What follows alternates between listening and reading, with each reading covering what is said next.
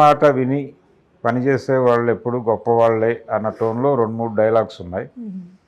అది తనకి తాను ఇచ్చుకున్నటువంటి కితాబుగా, అంటే ఆయన ఆ మధ్య నంద్యాల శిల్పారావి ప్రచారానికి వెళ్ళటం అనేది బన్నీ వైఫ్ స్నేహ ప్రోద్బలంతో జరిగింది అనేది ఒక స్పెక్యులేషన్ ఉంది.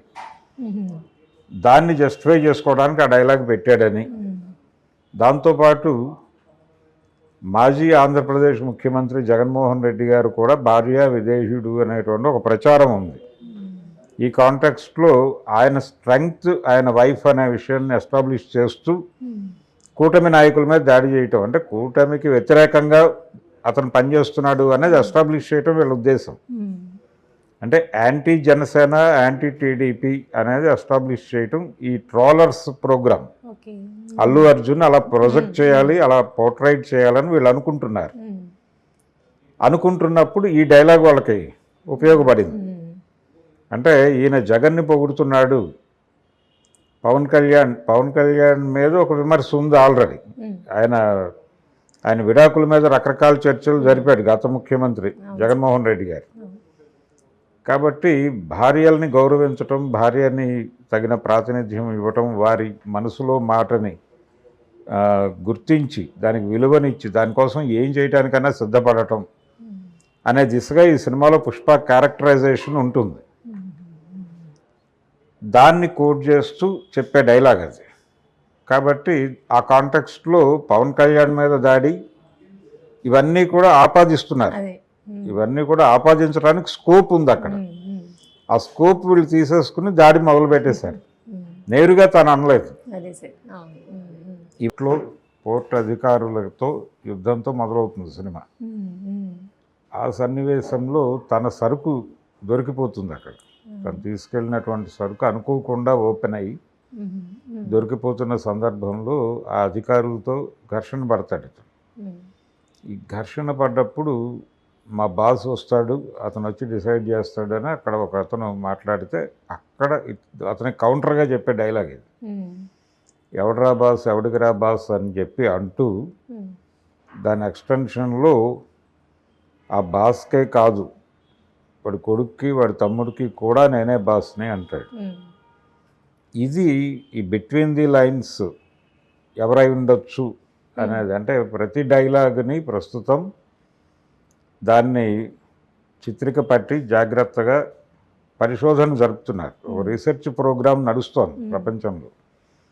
ఇప్పుడు ఎలా తయారైందంటే పరిస్థితి, ఎవరి ట్విట్టర్ అకౌంట్లో నుంచి అయినా ఎవరైనా సరే, లేదు ఎవరి సోషల్ మీడియా ఎనీ ప్లాట్ఫామ్ వాళ్ళ అకౌంట్లో నుంచి ఎవరినైనా అన్ఫ్రెండ్ చేసినా, లేదు డిలీట్ చేసినా, లేకపోతే వేరే వాళ్ళతో తాను దిగినటువంటి ఫోటో డిలీట్ చేసినా, అది ఏ కారణం చేత చేసినా కానీ ప్రపంచం వెంటనే వాళ్ళిద్దరి మధ్య ఏదో గొడవ ఉంది అనేది ఒక కథనం రాసేయటం అనేది మొదలైపోయింది.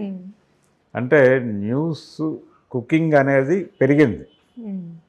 వార్త అనేది అది ఒక ఇన్సిడెంట్ జరిగితే దాన్ని రిపోర్ట్ చేయటం కాదు, మనమే పరిశోధించి వార్తలు తయారు చేయటం అనే కార్యక్రమం మొదలైపోయిన తర్వాత ఇవన్నీ కూడా వీటన్నిటి మీద ఒక జర్నలిస్టిక్ నిఘా నేత్రాలు మొదలైనవి. ఈ నిఘా నేత్రాలు మొదలైనటువంటి క్రమంలోనే బిట్వీన్ ది లైన్స్ స్టోరీస్ కూడా వచ్చేస్తున్నాయి మనకి. ఇతను ఈ మాట ఇక్కడ ఎందుకు మాట్లాడి ఉంటాడు అనేది ఒక కథనానికి ప్రాతిపదిక. ఉదాహరణకి మొన్న మట్కా సినిమా ప్రీ రిలీజ్ ఈవెంట్లో వరుణ్ తేజ్ మాట్లాడుతూ, నా అభ్యున్నతికి మా పెదనాన్నగారు అలాగే పవన్ కళ్యాణ్ కారణం, వారే నాకు ప్రేరణ, వారికి ఎప్పుడూ కృతజ్ఞుడనై ఉంటాను అని చెప్పాడు ఒక మాట. అక్కడ వరకే కాంటెక్స్ట్, అంతకుమించి ఏమీ లేదు. అతను ఎవరిని విమర్శించలేదు, ఎవరిని ఇంకెవరినో బయట వాళ్ళని లింక్ చేస్తూనో ట్యాగ్ చేస్తూనో మాట్లాడలేదు. చాలా ఓపెన్గా తన ఫ్యామిలీలో తనకి ఇన్స్పిరేషన్ ఎవరు, ఎవరి ద్వారా ఈ ఇండస్ట్రీకి వచ్చాను, అక్కడ వరకు చిన్న ప్రవర లాంటిది చెప్పుకున్నాడు అతను. అది దానిలో బిట్వీన్ ది లైన్స్ వెళ్ళి కాన్షియస్గా అతను అల్లు అర్జున్ని టార్గెట్ చేస్తూ ఆ మాట చెప్పాడని, అంటే నేను కృతజ్ఞుడిగా ఉంటాను అని చెబుతూ, బన్నీ అనేవాడు వీళ్ళ పేర్లు ప్రస్తావించటం లేదు, చిరంజీవి గారి పేరు కానీ లేకపోతే పవన్ కళ్యాణ్ పేరు కానీ ప్రస్తావించకుండా ఆయన సినిమా తాలూకా ప్రీ రిలీజ్ ఈవెంట్లు ఇవన్నీ జరిగిపోతున్నాయి. తను కూడా పర్సనల్గా ఎక్కడ వాళ్ళ పేర్లు మాట్లాడటం లేదు కాబట్టి వాళ్ళ ద్వారానే వచ్చాడు అతను. కాబట్టి అతను వాళ్ళ పేర్లు మాట్లాడటం లేదంటే అతను కృతజ్ఞుడు అని ఒక స్టాంప్ వేసి అతను అనని మాటలు అన్నట్టుగా వరుణ్ తేజ్ అనలేదు. అతను అన్నది వేరు, కానీ బిట్వీన్ ది లైన్స్ వాటి ద్వారా డిరైవ్ చేసి ఈ అర్థాన్ని దానికి ఆపాదించి ప్రపంచంలో ప్రచారంలో పెట్టేస్తున్నారు. ఇది జరుగుతోంది. అలా ఈ బిట్వీన్ ది లైన్స్ జర్నలిజం మొదలైన తర్వాత ఏదైనా వార్త షేప్లోకి వచ్చేస్తోంది. అలాగే ఈ సినిమాలో ఆ ఫైట్ సీన్లో అతను వాడిన డైలాగు, దీనికి కొన్ని ప్రాతిపదికలు, అంటే ఒక శాస్త్రీయమైనటువంటి చూడగానే నిజమేనేమో అనిపించేటువంటి ఒక కథనం ఉంటుంది. ఆ కథనం ఏమిటంటే, బాస్ అనగానే ఇండస్ట్రీ తెలుగు సినిమా పరిశ్రమకు సంబంధించినంత వరకు బాస్ అనగానే చిరంజీవి రిలేట్ అవుతాడు కాబట్టి ఎవడరా బాస్ ఎవడికిరా బాస్ అన్నప్పుడు ఈయన చిరంజీవిని కూడా కేర్ చేయటం లేదు అనేది కదా ప్రస్తుతం బయట జరుగుతున్నటువంటి ప్రచారం. దాంతో ఈ డైలాగ్ రిలేట్ అయిపోయింది ఆటోమేటిక్గా, ఎవడరా బాస్ ఎవడికిరా బాస్ అనేది. దాంతోపాటు నీ బాసే కాదు వాడి కొడుకు తమ్ముడు కూడా వాళ్ళిద్దరికి కూడా నేనే బాస్ని అంటాడు.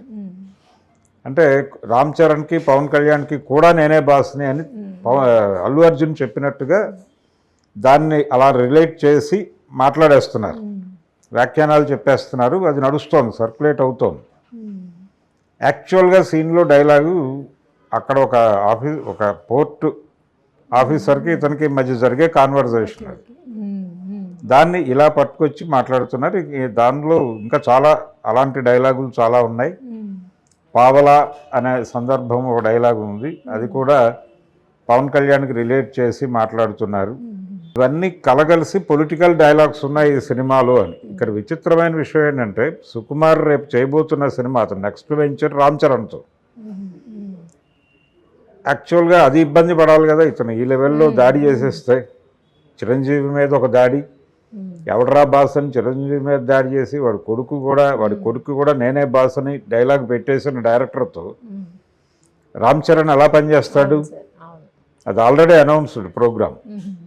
అంటే రేపు బుచ్చిబాబుతో చేయబోతున్న సినిమా అయిపోయిన తర్వాత నెక్స్ట్ పిక్చర్ సుకుమార్తోనే చేయాలి తను.